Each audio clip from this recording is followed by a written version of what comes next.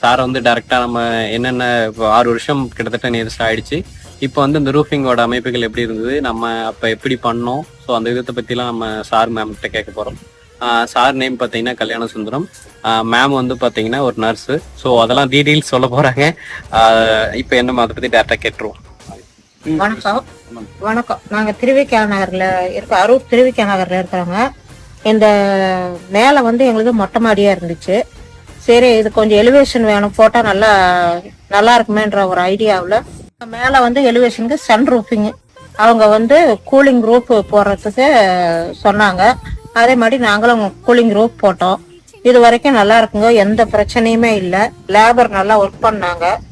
அவங்களும் வந்து எல்லாமே நிறைய சப்போர்ட் பண்ணி எங்களுக்கு எப்படி புது புது ஐடியாலாம் கொடுத்து நல்லபடியா பண்ணி கொடுத்தாங்க.